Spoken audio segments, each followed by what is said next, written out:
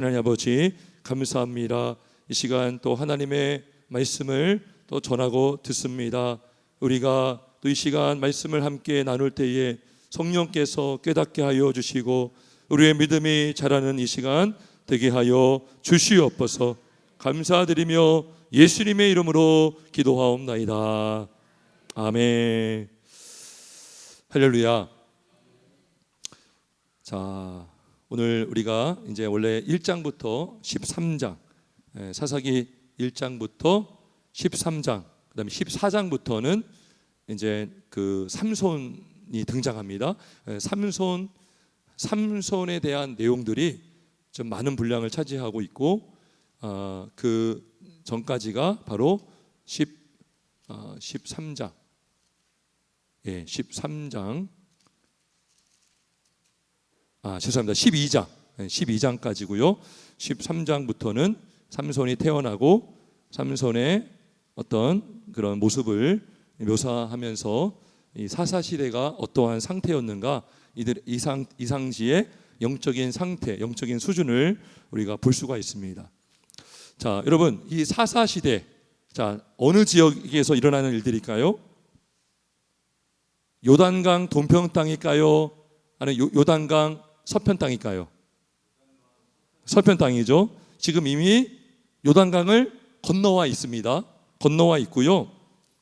자, 그래서 여호수아도 마찬가지고 사사기도 그렇고 룻기, 사무엘, 상하, 여기가 다 지금 일어나는 이 지역이 다 어디냐? 가나안 땅입니다. 가나안 땅. 그래서 이 성경이 읽어지기 위해서는 여호수아, 사사기, 룻기, 사무엘, 상하를 사사 시대로 이렇게 규정을 했어요. 뭐 그렇게 해도 됩니다. 사사 시대. 자, 그러면 사사기, 사사 시대라고 해서 사사가 주인공일까요? 사사기의 주인공은 누굽니까? 하나님인 줄 믿습니다. 하나님이에요, 하나님.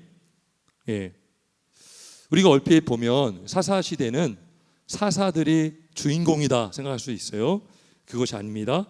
그리고 또 다른 오해는 사사 시대는 왕을 세우는 어떤 과정에 있는 시대다. 과도기적 시대다.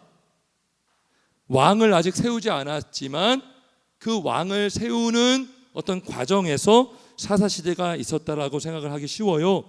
자, 근데 그것이 아닙니다. 자, 하나님은 왕을 세우기를 원했을까요? 아니면 원하지 않았을까요? 원하지 않았죠. 우리 사무엘상, 우리 8장 7절로 한번 가보겠습니다. 사무엘상 8장 7절.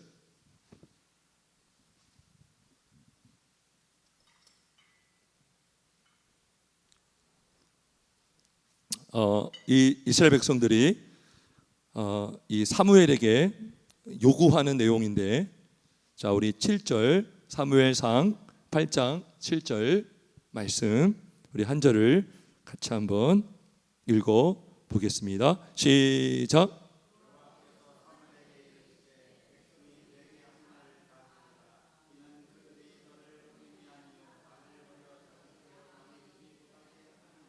예, 6절부터 읽었으면 좋았는데 5절부터네요. 보면은 당신은 늙고 당신의 아들들은 당신의 행위를 따르지 아니하니 모든 나라와 같이 우리에게 왕을 세워 우리를 다스리게 하소서. 겉으로 보면 정당한 요구 같아요.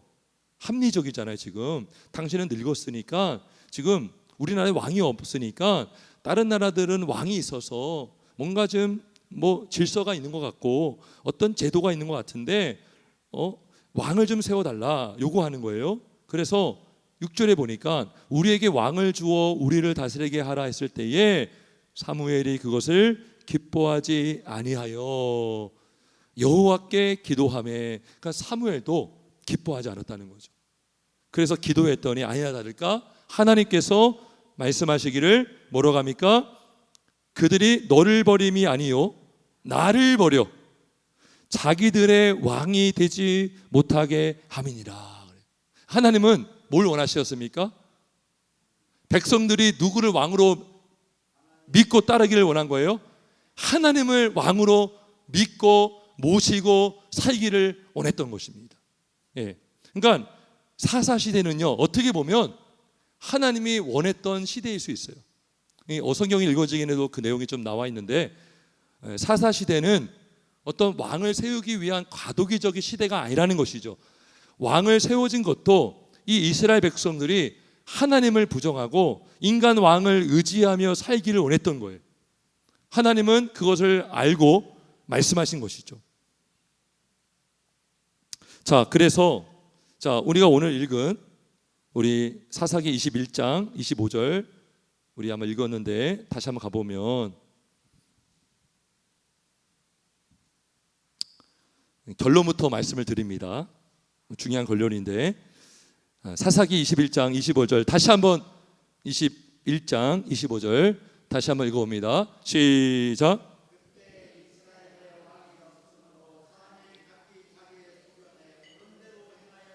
아멘. 자, 여기서 이제 여러분 눈치를 챘을 거예요. 이스라엘에 왕이 없다고 할 때 이 왕은 누굴까요? 진짜 왕일까요? 인간 왕일까요? 인간 왕이 세워져도 똑같을 거예요. 뭐가 없는 거예요? 누구를 인정하지 않는 거예요? 하나님을 왕으로 인정하지 않았다는 거예요. 하나님을 인정하지 않기 때문에, 하나님의 통치를 거부하기 때문에 왕이 없다라고 하는 거죠. 사람이 각기 자기의 소견에 옳은 대로 행하였더라. 그러니까 우리의 인생의 왕이 누구십니까? 하나님이시죠. 하나님을 왕으로 믿고 나의 주인으로 모시고 사는 자는 하나님의 말씀을 우리가 가볍게 여기지 않죠. 말씀을 소중하게 여기고 말씀을 의지하여 살아갈 수가 있는 것입니다. 그래서 하나님이 원하시는 대로 만약에 25절을 다시 쓴다면 이렇게 될 수 있는 거죠. 그때에 이스라엘에 하나님이 왕으로 계셨으므로 각기 소견에 하나님의 뜻에 합당한 옳은 대로 행동하였다. 이렇게 되는 게 맞는 거예요. 이해가 되십니까? 그러니까 지금 여기 25절은 왕이 없다는 것은 단순히 인간 왕이 없다는 것이 아니라 이들이 하나님을 멀리하고 하나님을 인정하지 않기 때문에 하나님이 왕으로 지금 있지 않다는 거예요. 그렇기 때문에 다른 왕을 세워도 하나님이 말씀했잖아요. 사무엘 너를 버린 것이 아니라 나를 버린 것이다. 그래가지고 사람들이 각기 자기의 소견에 옳은 대로 행하였다라 하는 거죠. 자기 멋대로, 자기 방식대로, 자기네 소견에 옳은 대로, 중심이 없는 거예요. 그래서 여기 교재를 보면 뭐 공자 이야기가 나오고 하는데 그런 거예요. 인류 역사를 보면 사람들은 하늘이 통치하는 걸 원했다는 거죠. 그래서 가장 이상적인 국가가 뭐냐? 왕도 하늘의 뜻을 따르고, 공자가 뭐 그런 얘기를 했다고 여기 나와요. 왕도 하늘의 뜻을 따르고 백성들도 하늘의 뜻을 따른다는 거죠. 그러니까 이거를 이제 성경으로 연결시켜서 이렇게 얘기를 하더라고요. 모든 백성들이 하나님을 진짜 왕으로 모시고 산다면 사실은 인간 왕이 필요 있을까요, 없을까요? 없는 거죠. 없는 거죠. 왜요?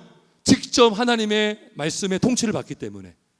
근데 우리가 그렇게 살지 못하니까 법이 있고, 또 여기 구약에 보면 왕들도 있고 선지자도 있고 하는데, 원래 하나님이 원하셨던 그 사회는 하나님의 직접적인 통치를 받으면서 순종하는 사회, 그것이 하나님이 원하시는 사회라는 것입니다. 그래서 이 사사 시대의 주인공은 사사가 아니라 하나님인 것입니다. 하나님. 근데 하나님께서 이들을 징계하시고 또 진노하시는 이유가 뭡니까? 하나님을 따르지 않고 우상을 섬기고 또 하나님의 뜻에 벗어나는 행동을 했기 때문에 하나님께서 이들을 낮추시고 이들에게 징계하시고 또 이들을 때로는 심판하시는 그런 하나님을 우리는 볼 수가 있습니다. 자, 그래서 오늘도 하나님은 누구신가 세 가지를 말씀드릴 건데, 자, 오늘 사사기 1장부터 12장까지를 통해서 하나님은 누구신가 한번 우리가 보기를 원합니다. 첫째로, 자, 하나님은 죄를 깨닫게 하시는 하나님이십니다. 할렐루야. 죄를 깨닫게 하신다는 거죠. 자, 어떤 사람이 막 죄를 졌는데 제동장치가 없다고 생각해요. 여러분, 앞에가 낭떠러진데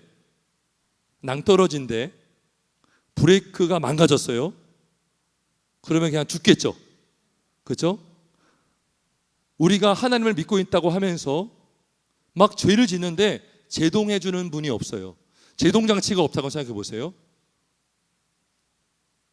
브레이크에 무슨 벨트가 있다고 그게 다 끊어지고 브레이크가 안 들어요. 그러면은 계속 그 길로 가겠죠. 그러니까 하나님 입장에서 이스라엘 백성들이 자꾸 잘못된 길로 가려고 할 때 하나님께서 죄를 깨닫게 하시는 수단을 누구를 사용하느냐? 바로 이방 족속을 사용한다. 이방 족속, 이방 민족. 여러분, 그런 고민 해본 적 없었어요? 신학적인 고민인데, 왜 하나님은 살아계시고 전능하시고 완전하시다면 이 땅의 악인들을 다 멸하지 않는가?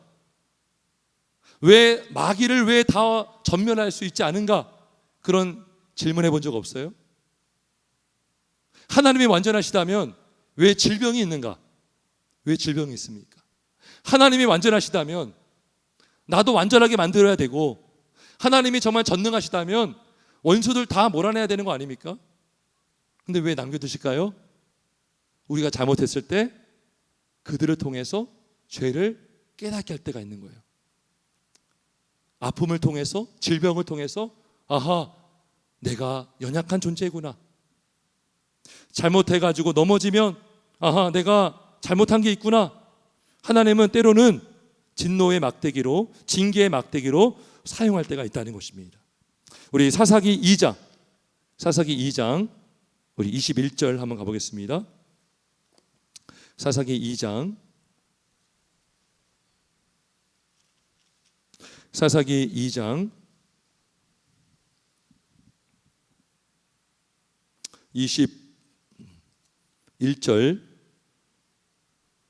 21절부터 23절, 20절부터 23절까지 한번 같이 읽어보겠습니다. 사사기 2장 20절에서 23절까지 같이 읽습니다. 시작.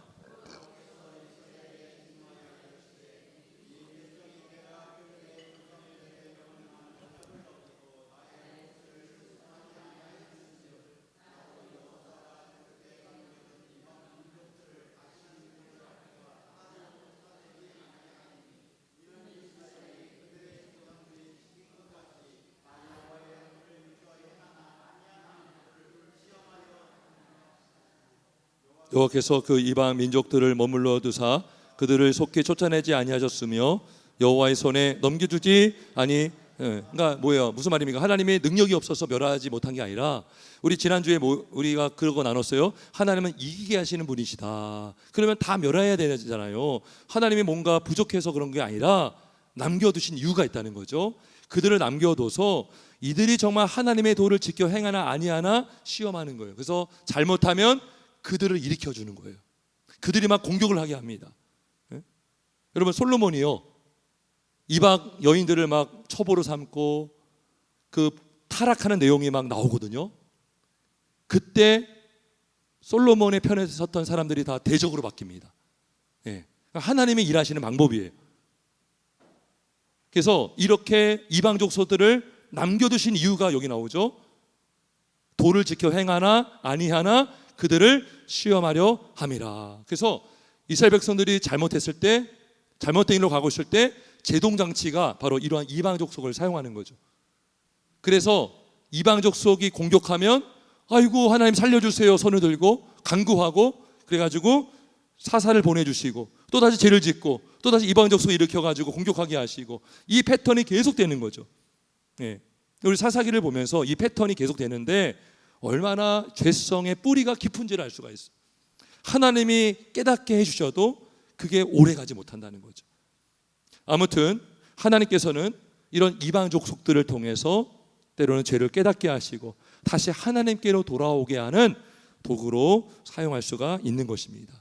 그래서 우리 이스라엘 역사를 보면 바벨론을 통해서 하나님은 이스라엘 백성들을 심판하셨죠. 그게 뭐 진노의 막대기로 사용하신 거죠. 아수르도 그렇게 사용하셨죠.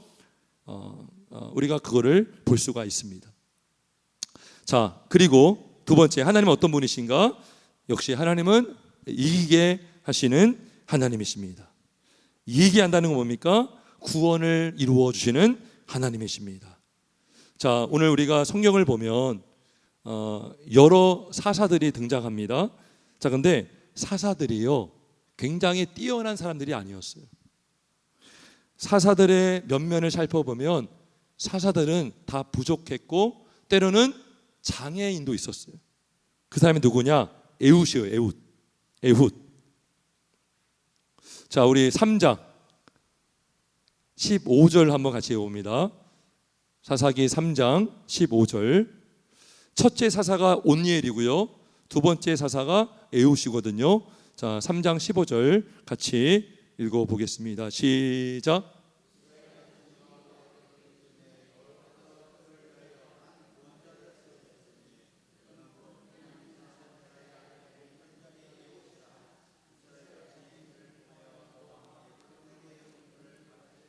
네, 자, 성경에서 기록된 것은요 아무런 의미가 없이 기록된 건 하나도 없어요.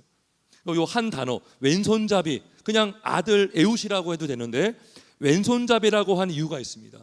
뭐냐면 이 당시에 왼손잡이라고 하는 것은 우리가 보통 오른손잡이 왼손잡이라고 하는 게 아니라 장애를 갖고 있다는 거예요. 그러니까 왼손잡이라는 것은 장애인 취급받았던, 사실 우리나라도 그래서 어렸을 때 왼손잡이로 태어난 사람들 엄청 혼났다고 하더라고요.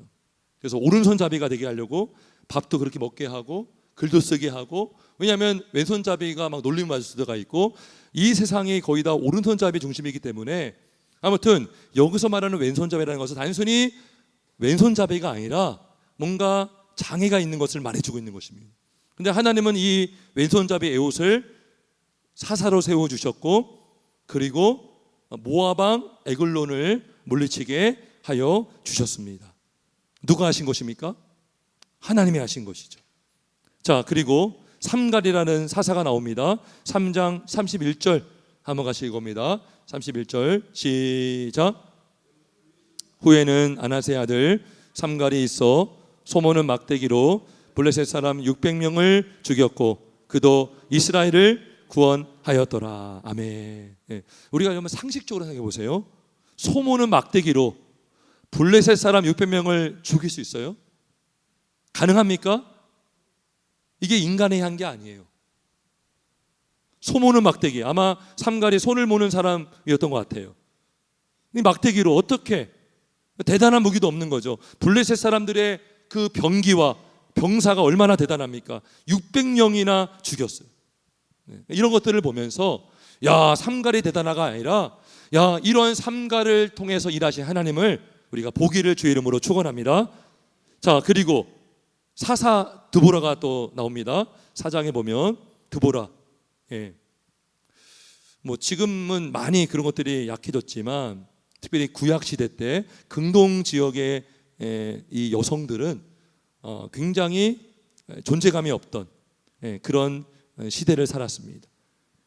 근데 이 당시 때 남성 중심적인, 또 사사들은 거의 다 남자였는데 드보라 여성이 세워졌다는 것은 뭘 말해줄까요? 원래 강한 어떤 장군 같은 힘이 세고 용맹스러운 남자가 세워져야 되는 게 맞는 거 아니에요? 근데 드보라가 세워졌다는 것은 이 전쟁은 누구의 손에 달렸다는 것입니까? 하나님 손에 달렸다는 것이죠. 그래서 4장 4절에 보면 그때의 랍비돗의 아내 여선지자 드보라가 이스라엘의 사사가 되었다라고 합니다. 자, 근데 흥미로운 것은 뭐냐 하면 전쟁이 일어났습니다. 그래서 가나안 왕 야빈과 그 다음에 그의 군대 장관 시스라가 이렇게 쳐들어왔는데 승리했어요.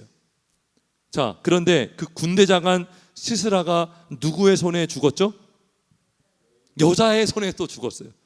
자, 사사도 여자고 그 용맹스러운 시스라 군대 장관도 죽인 사람이 여자예요, 여자. 우리 4장 17절 한번 같이 읽어볼까요? 4장 17절 같이 있습니다. 시작.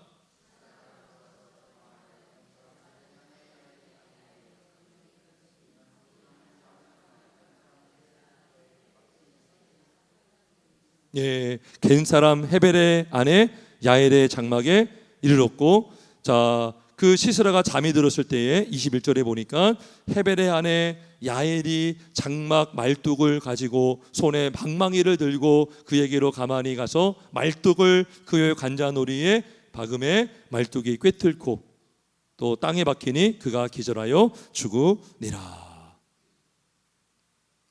그러니까 이 당시에, 이 구약 시대 때 여성에 의해서 목숨을 잃었다, 굉장히 수치가 된다고 하더라고요.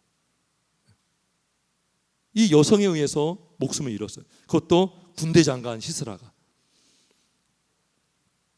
그리고 23절에 보면, 자, 결국 하나님이 하셨다라고 말씀하고 있어요. 이와 같이 이날에 하나님이 가나안 왕 야빈을 이스라엘 자손 앞에 굴복하게 하신지라.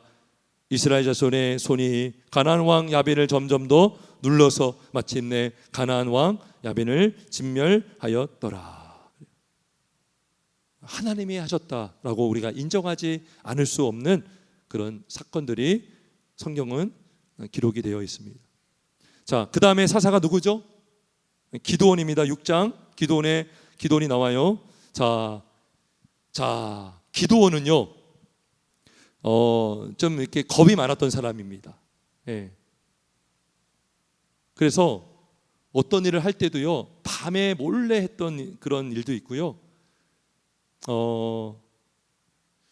그리고 하나님의 뜻을 많이 물어봐요. 그러니까 좀 뭔가 이렇게 겁도 있고 그런 사람인데, 그러면 기드온이 겁이 많다면 싸울 때의 병사들은 많아야 되겠죠. 그러면 겁이 있는 기드온은 그 병사들 때문에 용기를 얻고 힘을 얻을 수가 있는데, 자, 기드온이 싸운 그 나라가 족속이 어디입니까? 미디안 군대죠. 자, 원래 기드온이 갖고 있었던 군대 수가 몇 명이었습니까? 33,000명이었어요. 근데 결론적으로 몇 명이 싸워서 이겼습니까? 300명이 이겼죠. 예, 누가 이게 하신 거예요? 하나님이 하신 줄 믿습니다. 그래서 성경은요, 계속해서 강조하고 있는 게 있어요. 전쟁은 나에게 속한 것이다.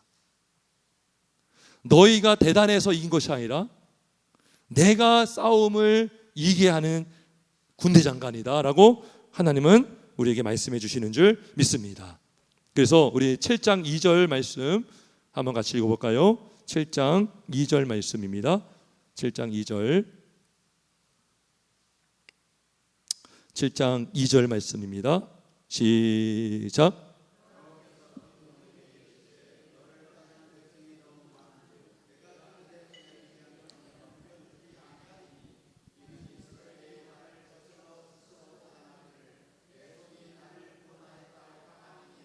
아멘.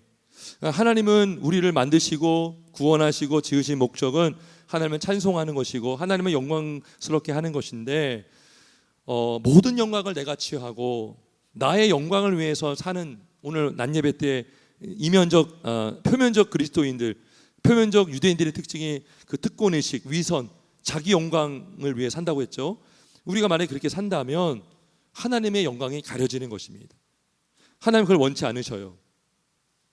지금 33,000명이나 되는 많은 군대가 있었지만 그들이 싸워서 이겼다면 그 공로가 인간에게 돌아가는 거예요. 근데 하나님께서 보내서 300년만 남게 하셔서 이기게 하셨고 하나님이 하셨다라고 우리는 인정할 수밖에 없는 줄 믿습니다. 근데 이 싸움도요, 300명이 무기를 갖고 이겼을까요? 어떻게 이겼습니까? 항아리, 그죠? 참 놀라운 일이죠. 자, 우리 22절, 7장 22절 한번 가보겠습니다. 7장 22절.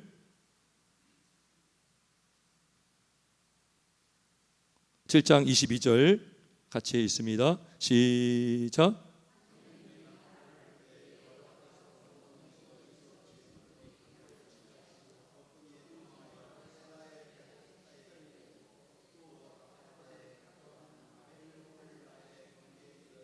예, 뭐 무력으로 한 게 아니에요. 뭐 어떤 병기로 병사로 어떤 무기로 한 것이 아니라 그냥 나팔을 불었을 뿐이에요. 예, 그랬더니 그냥 친구끼리 칼로 치게 하고, 그죠? 여리고성이 무너진 것도 마찬가지죠. 어떤 공성기로 무너뜨리는 게 아니라 7번 돌고 하나님이 하신 대로 그대로 명령하신 대로 했더니 무너졌어요. 이 기드온의 삼위용사도 마찬가지입니다. 이들이 용맹스러워서가 아니라 하나님께 순종하기 때문에 그 순종을 통해 하나님께서 역사하신 줄 믿습니다.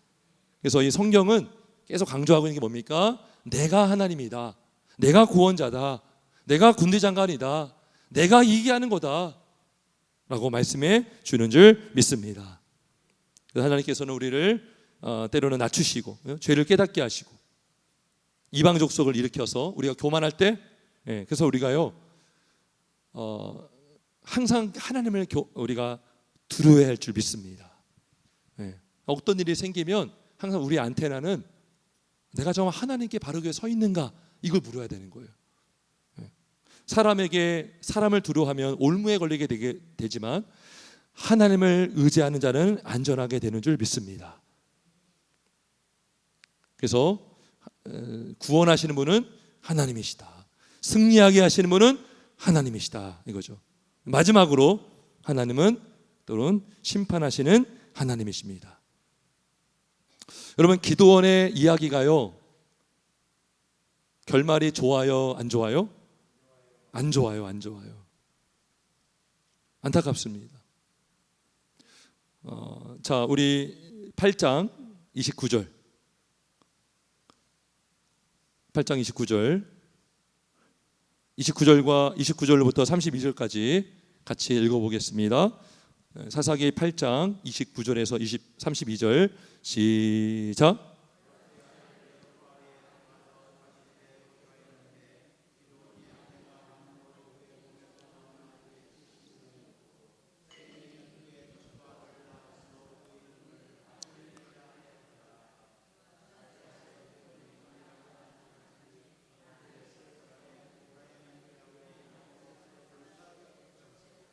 자, 여기 딱 요 말씀을 보면 분위기가 안 좋아요. 지금 성경은요 항상 어떤 일이 벌어지기 전에 그 일이 어떤 안 좋은 조짐을 보일 것 같은 어떤 말씀들이 먼저 기록이 될 때가 많아요.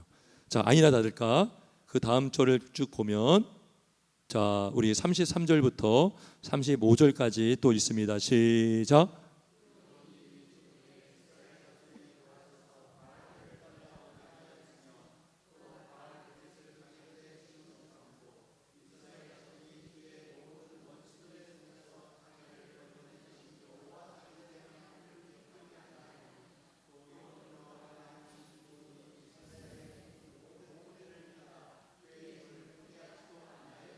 아멘.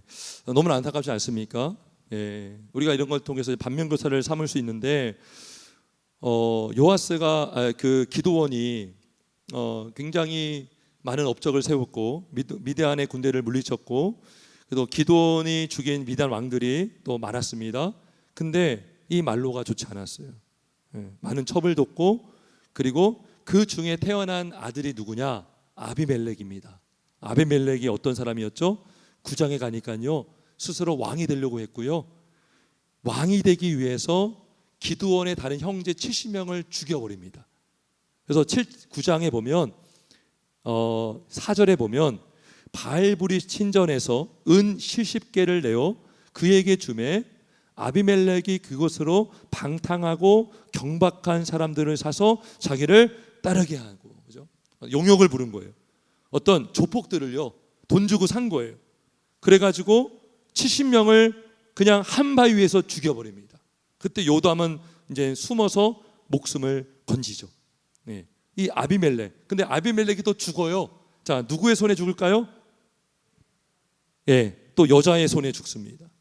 예. 우리 9장에 보면 우리 9장 53절 52절 53절 같이 있습니다. 52절 53절 같이 있습니다. 시작.